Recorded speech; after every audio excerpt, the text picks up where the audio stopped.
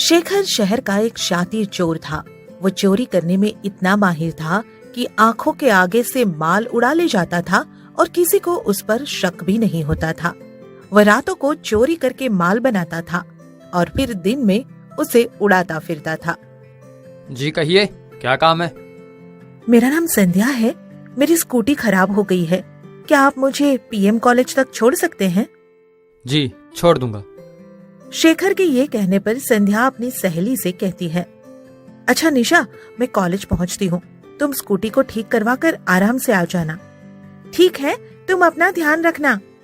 उसके बाद संध्या शेखर की बाइक पर सवार हो जाती है और वह उसे पीएम कॉलेज के सामने ड्रॉप कर देता है। आपका बहुत बहुत धन्यवाद। क्या मैं आपका नाम पूछ सकती हूँ? जी, मेरा नाम शेखर है। तो क्या अब मैं चलूं? जी हाँ, आप जाइए। संध्या के इस कुछ पल के साथ को पाकर शेखर को कुछ अजीब सा एहसास होता है और वह कई दिनों तक संध्या को भूल नहीं पाता। फिर एक दिन कोई उसे पीछे से आवाज देता है, अरे शेखर जी, आप यहाँ? ओ संध्या जी, आइए बैठिए। मैं तो सोच रहा था कि अब आपसे कभी मुलाकात होगी ही नहीं, पर यह तो बहुत जल्दी हो गई। माफ करना, उस क्लास अटेंड करने की जल्दी में मैं आपको एक कप चाय तक नहीं पिला सकी। अरे कोई बात नहीं, आइए आज मेरे साथ बैठकर एक कप कॉफी पी लीजिए।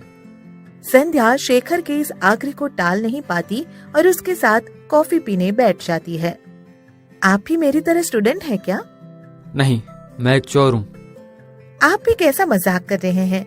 शक्ल से तो कहीं से चोर लगते नहीं, फिर मैं कैसे समझूं कि आप चोर हैं? संध्या के ये कहने पर शेखर सीरियस हो जाता है और संभल जाता है। अरे मैं तो मजाक कर रहा था। मजाक करना बचपन से ही मेरी आदत है। मैं इंपोर्ट एक्सपोर्ट का बिजनेस करता हूँ। यह तो बहुत अच्छा है। अब मैं चलती हूँ। आपसे मिलकर बहुत अच्छा लगा। फुर्सत मिले तो कभी याद कर लेना। जी जरूर याद करूंगी। उसके बाद धीरे धीरे शेखर संध्या के बहुत करीब आ जाता है और दोनों एक दूसरे को बहुत पसंद करने लगते हैं। क्या सोच रही हो? कल मेरा जन्मदिन है। मैंने रात को एक छोटी सी पार्टी रखी है। क्या तुम मेरे घर आ पाओगे शेखर? रात को तो मैं नहीं आ पाऊंगा, पर दिन में तुम्हें विश करने जरूर आऊंगा। क्यों? रात को क्या है? रात को मैं बहुत बिजी रहता हूँ। क्या करूँ, मेरा बिजनेस ही ऐसा है। ठीक है, जैसी तुम्हारी मर्जी। शेखर संध्या के जन्मदिन पर उसे कोई खास उपहार देने की सोचता है और इस नेकलेस को मेरे घर पहुंचा दो। इसे मैंने अपनी बीवी के लिए बनाया है। कुछ दिन बाद उनका जन्मदिन है, तब मैं इस नेकलेस को उन्हें गिफ्ट करूंगा। अब तू इसे अपनी बीवी को नहीं, बल्कि मैं संध्या को गिफ्ट करूंगा सेठ, और वो भी कल के कल। यही सोचकर शेखर दुकान से वापस आ जाता है और फिर रात होते ही उस ज्वेलर के घर नेकलेस को चुराने के लिए पहुंच जाता है। वाह, मिल गया नेकलेस। अब इसे मैं अपनी संध्या को गिफ्ट करूंगा। अगले दिन शेखर संध्या से मिलकर उस नेकलेस को उसे गिफ्ट कर देता है। ये तो हीरो का हार है शेखर, बहुत कीमती होगा। कितना भी कीमती क्यों ना हो संध्या, पर तुम्हारे आगे इसकी कोई कीमत नहीं।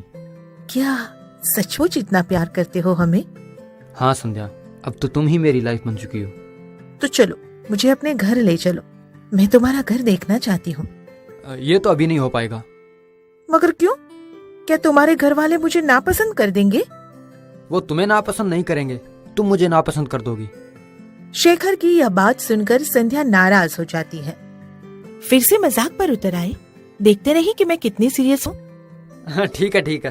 अरे नाराज मत हुआ बाबा, कुछ दिन रुको, फिर मैं एक अच्छा सा अवसर देखकर तुम्हें अपने घर वालों से मिलवा दूंगा, ठीक है? इस तरह कुछ दिन बीत जाते हैं और उस रात शेखर से बहुत बड़ी भूल हो जाती है। वह गलती से चोरी करने के लिए अपनी ही गर्लफ्रेंड संध्या के घर में घुस जाता है। कौन है? कौन है उधर? चोर? चोर है क्या? ये कहकर संध्या डरते डरते कमरे की लाइट जला देती है और फिर शेखर को चोर के रूप में देखकर हैरान रह जाती है। तो तुम सचमुच के चोर हो शेखर? उस दिन तुमने सच ही कहा था। शायद मैं ही तुम्हारे सच को मजाक समझ बैठी। हाँ संध्या, मैं सचमुच चोर हूँ, पर चोरी करना मेरी मजबूरी है। क्या मजबूरी है और क्यों है? क्योंकि बचपन से मुझे अनाथ को पेट भूख और लोगों की गालियों ने यही सिखाया है। कुछ भी हो, अब मुझे तुम्हारी शकल नहीं देखनी। दफा हो जा, वरना पुलिस के हवाले करवा दूंगी। संध्या के ये वचन सुनकर शेखर वहां से जाने लगता है तो संध्या उसे पीछे से आवाज देती है, रुको शेखर, अब क्या कहना बाकी है संध्या? इस चोरी के गिफ्ट को भी लेते जाओ और फिर कभी अपनी शकल मुझे मत दिखाना। शेखर चुपचाप नेकलेस को उठाकर जिस रास्ते से घर में घुसा था उसी रास्ते से बाहर निकल जाता है।